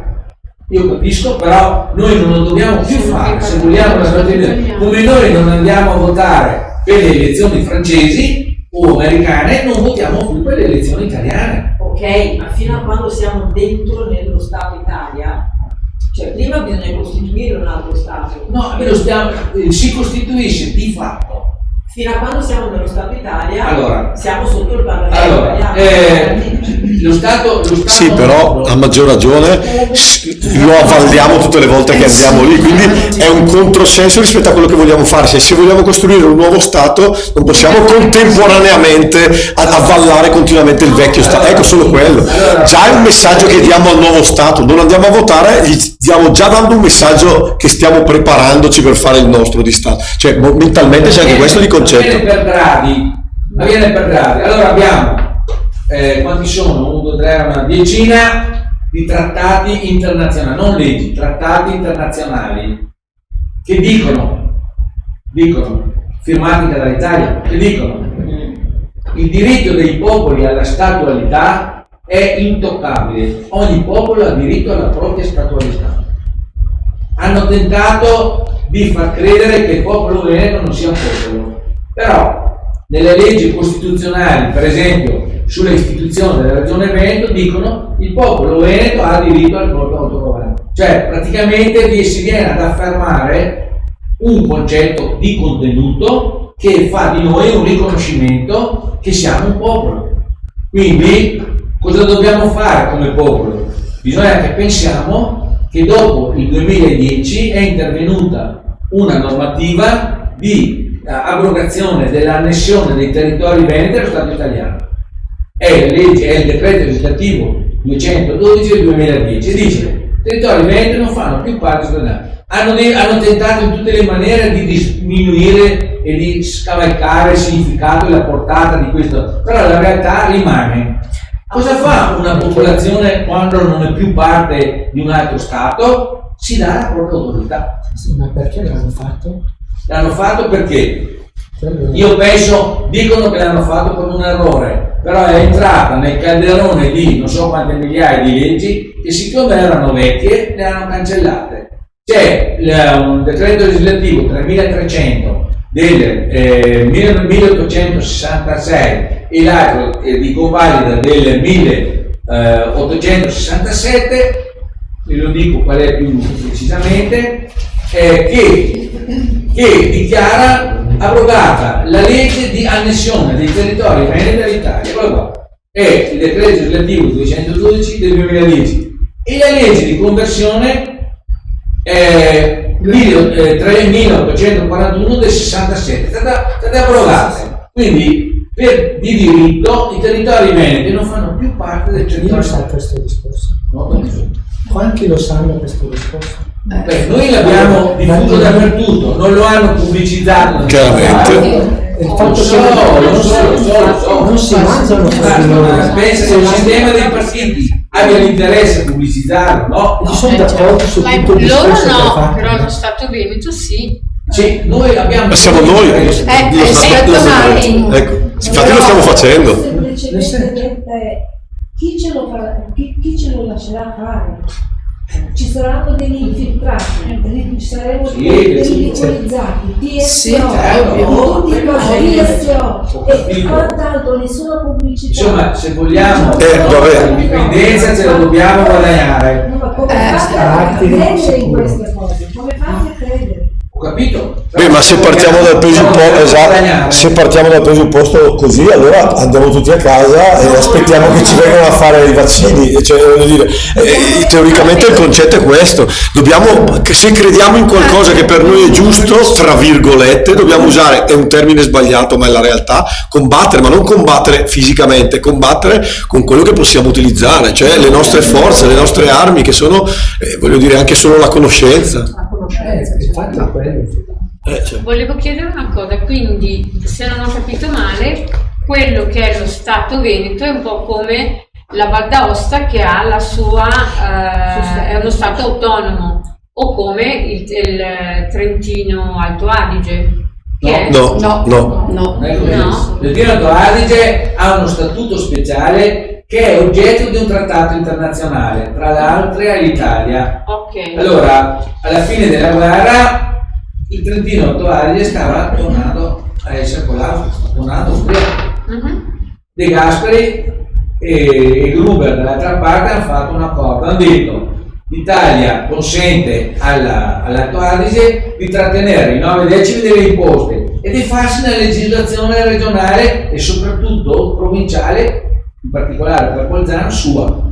Praticamente la legislazione provinciale di Bolzano è come fosse uno Stato a sé, perché l'Italia lì neanche può. I giudici italiani che vogliono andare a fare i giudici là devono parlare tedesco, ve lo dico perché è la Sì, verità. lo so, quindi se c'è una legge che viene fatta, Sono 6 mesi a Bolzano, poi avevo preso. Sì. quindi se Esatto. c'è Allora, noi bisogna pensare che è una situazione speciale quella lì, come del resto la Sicilia ha avuto un statuto di autonomia così grande che l'hanno fatto prima della Costituzione italiana, perché sennò se ne volevano andare a modo proprio. La regione Sicilia ha uno statuto per cui ha addirittura una sezione della Corte di Cassazione dentro, del Consiglio di Stato. Il presidente della Sicilia può estromettere la polizia italiana perché può tenersi solo per. Cioè è una situazione particolarissima. Noi altri che non abbiamo mai protestato, mai fatto niente, dove ci hanno fatto, non abbiamo reagito, noi altri siamo oggetto di disposizioni di gestione di volontà altrui. Dobbiamo recuperare la nostra indipendenza. Scusa, posso dire una cosa? Che tanto ha fatto anche il discorso dell'autonomia, no? Che i veneti hanno sperato in questa autonomia con Zaia, vabbè, anche adesso viene esaltato come un dio da tanti veneti sto Zaia e sta autonomia. Io in tutti questi anni ho combattuto tanto su questo discorso, perché ho sempre detto l'indipendenza non c'entra nulla con l'autonomia. Nulla. Cosa continuate Nulla. a sperare? Perché non lo sanno, chiaro. Abbiamo continuato a spiegarlo. Ma infatti, ma tanta di questa gente Non lo ha sa. sentito discorsi anche di questo tipo, però hanno continuato, quindi certo. tanti hanno continuato Ma a perché? votare Salvini, però a sventolare il gonfalone, cioè, ma tantissimi. Perché richiamano il senso dell'indipendenza veneto, però per ottenere invece i loro Ma forse vantaggi. non hanno capito. Ma allora non è a volte purtroppo l'avete vissuta nella quotidianità storica, cioè non è che non hanno capito, a volte succede anche che i partiti, e lo sappiamo, cioè, raccontano le favole per cercare di Ma convincere no, le persone. ma sai Nella cosa mi sostanza è dicono? quella. Quindi ti fanno credere che per esempio nel Non caso. serve neanche più di tanto, anche in realtà è la persona stessa che dice con la bocca che vuole cambiare, ma In poi Sì, anche quello è vero. Infatti. Quello è vero. Non lo fa perché Infatti. dovevamo essere 30, 15, 10, 5.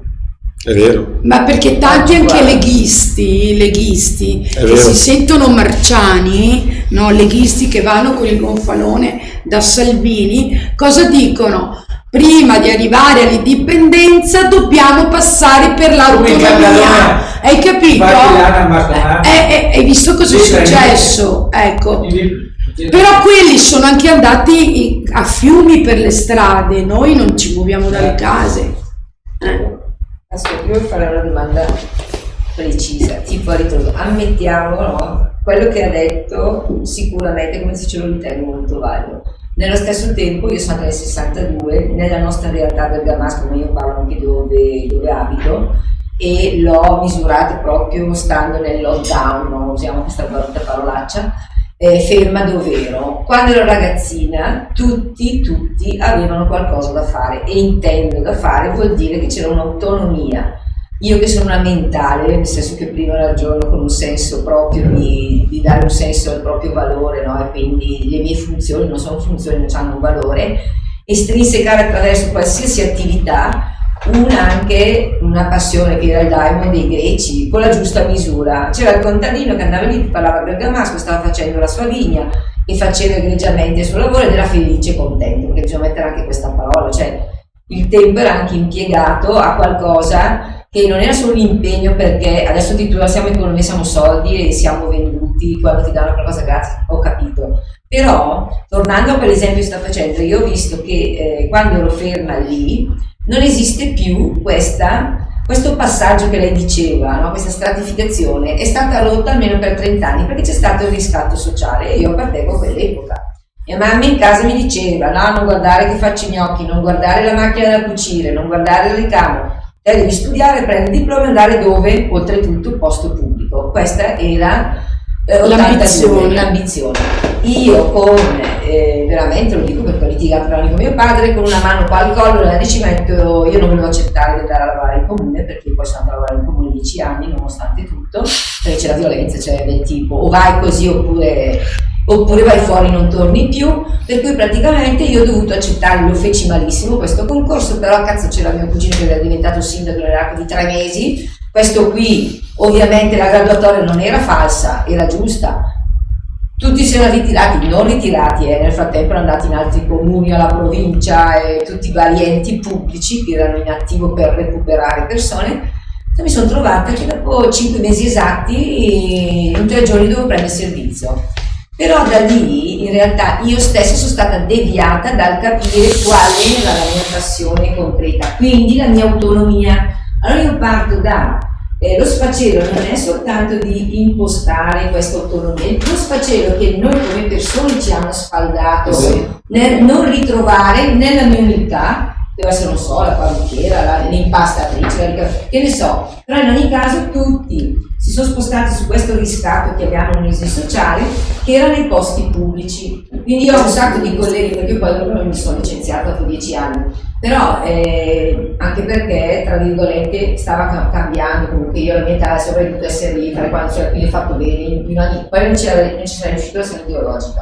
Però adesso, ritornando a quello che lei propone, a me sta bene questa cosa perché la sento, però il mio guaio non è tanto che uno viene qui o non viene qui, è che io ho trovato una lacuna anche dentro di me quando mi fermo e dico va bene, passare a questo, ma non c'è un tessuto economico che può praticamente darmi un minimo di sussistenza. Il problema grave è questo, cioè quello che lei dice è l'intelaiatura da mettere e la mettiamo, ma il contenuto l'abbiamo perso per strada. Altra cosa, quello che lei dice, facciamo un esempio, va bene, noi abbiamo perso per strada tante capacità di poter sopravvivere al nostro mondo, no?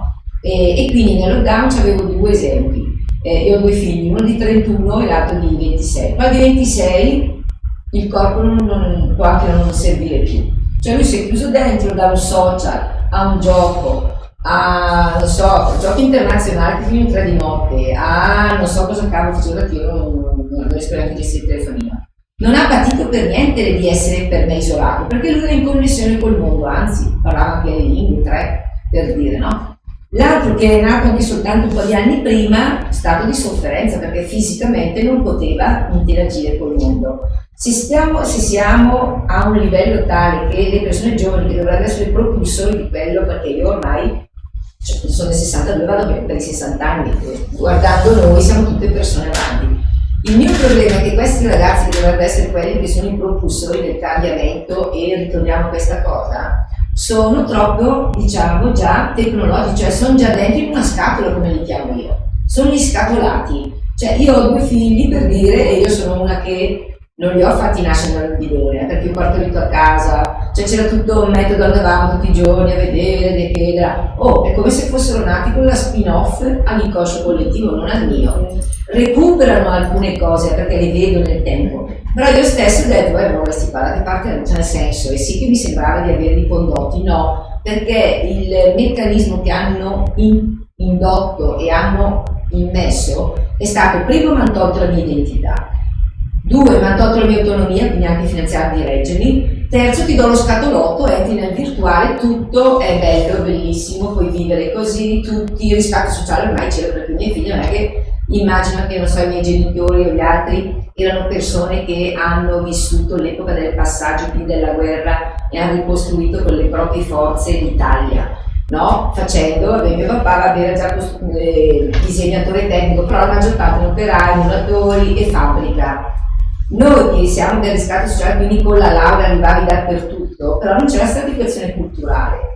Quindi adesso è diventata che cosa la stratificazione? La scatolotto. Lo scatolotto ti ha dato il quid per poter partecipare.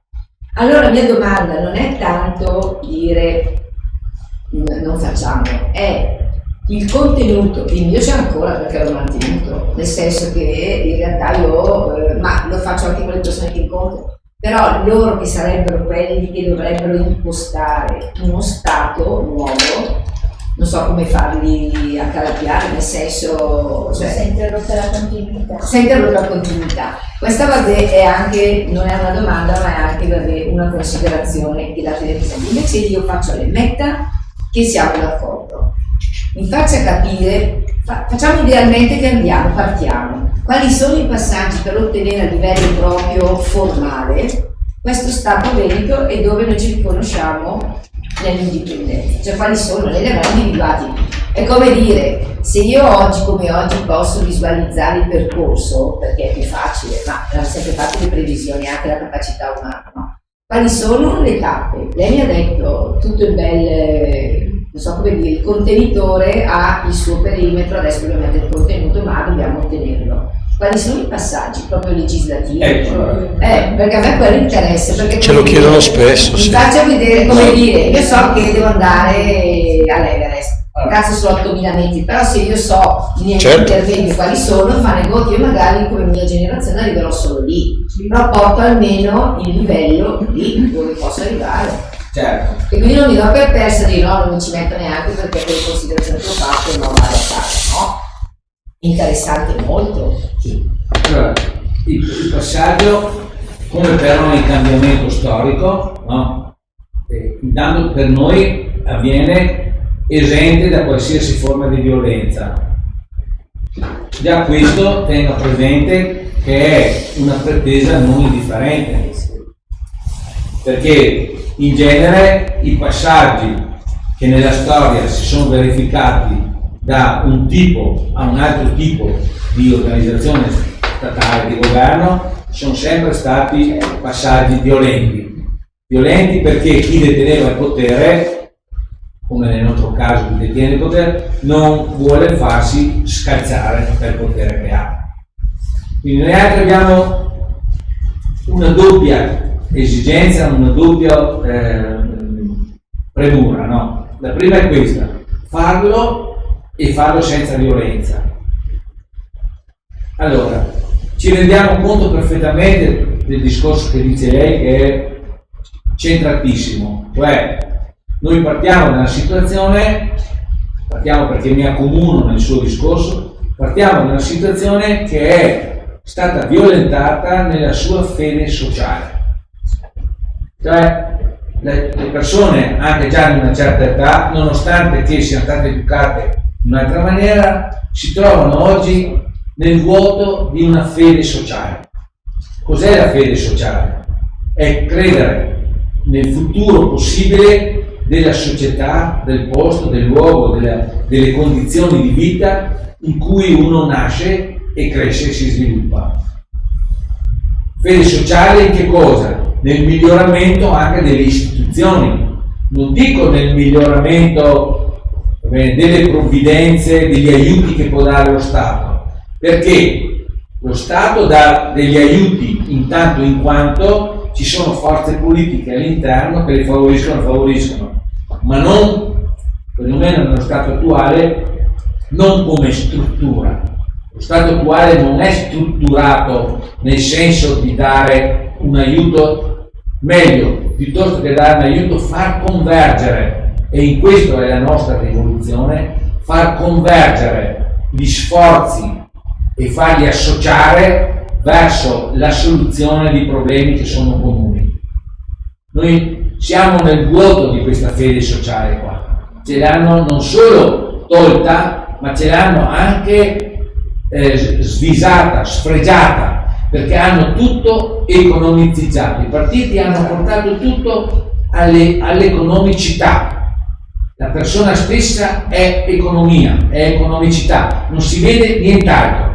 In più bisogna aggiungere che l'insieme delle circostanze internazionali, parliamo della globalizzazione, no, ha portato a questa visione delle cose. E dopo sono d'accordo con lei anche sull'altro punto, e cioè sulla virtualità della realtà che viviamo adesso, che anche quella è una forma per emarginare, mettere da parte la fede sociale. Virtualità, sono d'accordissimo con lei, che fa credere come reali, come effettivi, come diciamo anche produttivi di qualcosa, situazioni invece che sono assolutamente evanescenti, inconsistenti, che non esistono, no? E sulle quali però, nonostante tutto, marcia l'economia, marcia il modo di fare, marcia il modo di comportarsi e via così.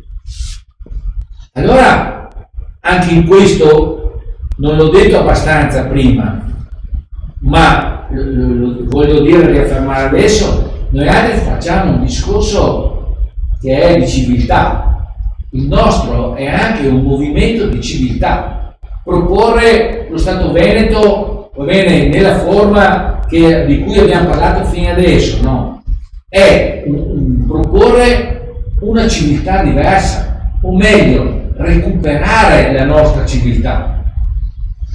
Certo che ci sono delle forze, delle situazioni, dei contrasti che sono contrari a questo.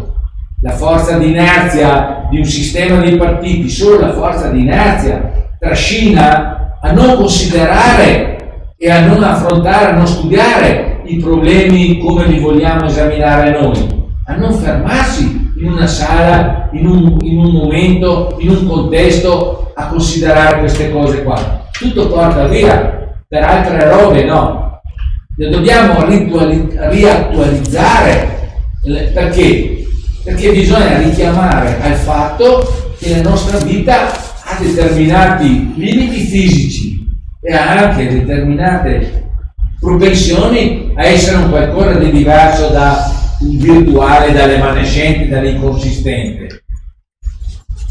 Qua trovare i metodi di questo non è una cosa semplice, noi ce ne rendiamo conto, però contiamo anche sul fatto che le circostanze, no, che si vanno formando e che ci vengono incontro hanno da sé, se sono interpretate correttamente, se sono rese evidenti, se sono spiegate alla gente, hanno la forza di aiutarci a cambiare la situazione. Noi non possiamo pensare di vivere sotto una campana di vetro, non possiamo pensare di vivere al di fuori della realtà, no? Allora, o la subiamo la realtà o la modifichiamo. Cosa facciamo per modificarla? Come è successo nella storia? Con la violenza viene detto di no. Cominciamo passo per passo, gradualmente. Io capisco il suo punto di vista, la sua obiezione, ma si comincia da far cosa? Da disattendere, da non interessarsi delle istituzioni che ormai le dobbiamo capire, perché noi dobbiamo capire come la fonte del nostro problema. Voglio dire, è inutile tentare di riformare delle istituzioni che hanno portato a questo problema qua, perché non sono autoriformabili. Un sistema come quello dei partiti e le sue istituzioni non cambierà mai dal proprio orientamento, primo perché è nato in un'epoca lontana che non era agguagliata alle situazioni attuali, ma poi per l'altro motivo, che non ha mai previsto come risolvere i problemi che ci si presentano adesso. Se non ci fosse altro, quello lì è un sistema da abbandonare anche solo per quel motivo lì, perché non ha previsto come risolvere le problematiche che si presentano adesso. Quando le situazioni sono tali che diventano irriformabili, irrisolvibili, no? Cos'è la tecnica? Capovolgere tutte le situazioni, capovolgerle, rovesciarle. Noi stiamo facendo un discorso che è la proposta di un rovesciamento integrale, no? E solo perché non lo facciamo con violenza, forse viene considerato meno, capito meno, ascoltato meno. Se cominciassimo a far saltare dei tralicci con le bombe, allora qualcuno magari comincia a ascoltarsi. Noi vogliamo provare a farlo senza la violenza. Però come passaggio, Il passaggio è qua, disattendere le istituzioni che ci sono adesso. La prima è quella della votazione. Guardate che è enormemente importante, perché quando la gente non va più a votare per le elezioni italiane, dice: noi non ti riconosciamo più come Stato occupante, perché è dal numero dei non votanti che si capisce questo, di quelli che non vanno a votare. Ci sono stati di quelli che hanno restituito, ma tanti, le loro tessere elettorali, come non vuol dire niente, non serve a niente, perché quella è una cosa che rimane nel cassetto. Bisogna che ci sia il 60, il 70, l'80, il 90%, il 100% delle persone che non vanno più a votare, perché non riconoscono più le istituzioni che possono nascere da quelle votazioni lì. Ma Andreotti diceva: noi abbiamo paura di quelli che non vanno a votare, non di quelli che vanno. Esattamente, perché andare a votare vuol dire legittimare il potere in atto. Quello è il primo atto. La seconda cosa è non usufruire dove è possibile, fin dove è possibile, delle istituzioni italiane di qualsiasi tipo.